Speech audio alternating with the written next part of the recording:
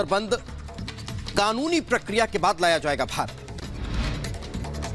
Mahadev batting app मामले में crime branch और पुलिस की संयुक्त कार्रवाई। फरार आरोपी दीपक नेपाली को भिलाई से किया गया गिरफ्तार। दिल्ली में इजरायली एम्बेसी के पास धमाके की खबर। सीसीटीवी फुटेज में दिखे दो संदिग्धों के रूट की जानकारी जुटा रखी पुलिस। दिल्ली में इजरायली दूतावास के पास धमाके की जांच हुई तेज। मौके पर पैरामिलिट्री फोर्स को किया गया तैनात। दिल्ली में इजरायली दूतावास के बाहर धमाके की खबर। फॉरेंसिक टीम ने मौके पर पहुंचकर हालात का जायजा लिया। प्रधानमंत्री नरेंद्र मोदी आज विकसित भारत यात्रा के लाभार्थियों से करेंगे संवाद। दोपहर 12:30 बजे वीडियो कॉन्फ्रेंसिंग के जरिए करेंगे बात। विकसित भारत संकल्प यात्रा कार्यक्रम में शामिल होंगे केंद्रीय मंत्री। बंगाल में जेपी नड्डा भी करेंगे शिरकत। मुंबई पुलिस ने चलाया यातायात जागरूकता अभियान। स्कूलों में जाकर बच्चों को किया गया जागरूक।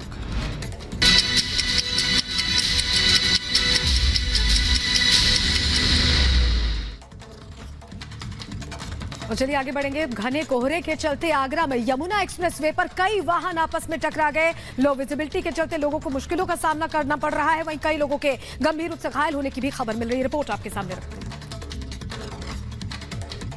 दिल्ली एनसीआर के साथ के उत्तर प्रदेश के कई इलाकों में घना कोहरा छाया हुआ है। इसकी वजह से सड़कों पर विजिबिलिटी बेहद कम है।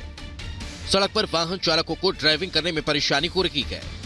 कोहरे की वजह से यातायात प्रभावित हो रहा है। घने कोहरे के बीच केवल यूपी के आगरा की नहीं कई सड़कों पर हादसे हुए। एक के बाद एक 3 बसें और एक ट्रक, 2 कार सहित 6 वाहन भिड़ गए। इस हादसे में कई लोग गंभीर रूप से घायल हुए हैं और कई गाड़ियां क्षतिग्रस्त हो गई। हालांकि सूचना के बाद पुलिस की टीम ने घटनास्थल पर पहुंचकर हादसे की जानकारी ली, जिसके बाद सभी घायलों को अस्पताल में भर्ती करवाया गया। वहीं मौके पर राहत बचाव काम भी लगातार जारी है। पुलिस सभी वाहनों को निकालने में जुटी हुई है। केवल आगरा में ही नहीं बल्कि घने कोहरे के चलते पूरे प्रदेश के कई स्थानों पर हादसे हुए हैं। फिलहाल अभी घने कोहरे का सामना लोगों को कुछ दिनों तक करना पड़ सकता है। ऐसे में ट्रैफिक विभाग की तरफ से भी सभी को कार धीमी गति से चलाने की सलाह दी गई है। Bureau report, Republic Bharat. बंद कानूनी प्रक्रिया के बाद लाया जाएगा भारत। महादेव बैटिंग ऐप मामले में क्राइम ब्रांच और पुलिस की संयुक्त कार्रवाई। फरार आरोपी दीपक नेपाली को भिलाई से किया गया गिरफ्तार। दिल्ली में इजरायली एम्बेसी के पास धमाके की खबर। सीसीटीवी फुटेज में दिखे दो संदिग्धों के रूट की जानकारी जुटा रखी पुलिस। दिल्ली में इजरायली दूतावास के पास धमाके की जांच हुई तेज। मौके पर पैरामिलिट्री फोर्स को किया गया तैनात। दिल्ली में इजरायली दूतावास के बाहर धमाके की खबर। फॉरेंसिक टीम ने मौके पर पहुंचकर हालात का जायजा लिया। प्रधानमंत्री नरेंद्र मोदी आज विकसित भारत यात्रा के लाभार्थियों से करेंगे संवाद। दोपहर 12:30 बजे वीडियो कॉन्फ्रेंसिंग के जरिए करेंगे बात। विकसित भारत संकल्प यात्रा कार्यक्रम में शामिल होंगे केंद्रीय मंत्री। बंगाल में जेपी नड्डा भी करेंगे शिरकत। मुंबई पुलिस ने चलाया यातायात जागरूकता अभियान। स्कूलों में जाकर बच्चों को किया गया जागरूक।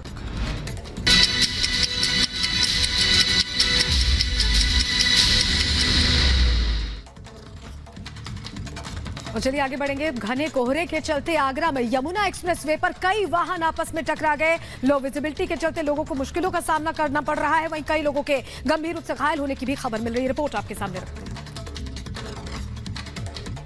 दिल्ली एनसीआर के साथ के उत्तर प्रदेश के कई इलाकों में घना कोहरा छाया हुआ है। इसकी वजह से सड़कों पर विजिबिलिटी बेहद कम है। सड़क पर वाहन चालकों को ड्राइविंग करने में परेशानी हो रही है। कोहरे की वजह से यातायात प्रभावित हो रहा है। घने कोहरे के बीच केवल यूपी के आगरा की नहीं कई सड़कों पर हादसे हुए। एक के बाद एक 3 बसें और एक ट्रक, 2 कार सहित 6 वाहन भिड़ गए। इस हादसे में कई लोग गंभीर रूप से घायल हुए हैं और कई गाड़ियां क्षतिग्रस्त हो गई। हालांकि सूचना के बाद पुलिस की टीम ने घटनास्थल पर पहुंचकर हादसे की जानकारी ली, जिसके बाद सभी घायलों को अस्पताल में भर्ती करवाया गया। वहीं मौके पर राहत बचाव काम भी लगातार जारी है। पुलिस सभी वाहनों को निकालने में जुटी हुई है। केवल आगरा में ही नहीं बल्कि घने कोहरे के चलते पूरे प्रदेश के कई स्थानों पर हादसे हुए हैं। फिलहाल अभी घने कोहरे का सामना लोगों को कुछ दिनों तक करना पड़ सकता है। ऐसे में ट्रैफिक विभाग की तरफ से भी सभी को कार धीमी गति से चलाने की सलाह दी गई है। Bureau report, Republic Bharat.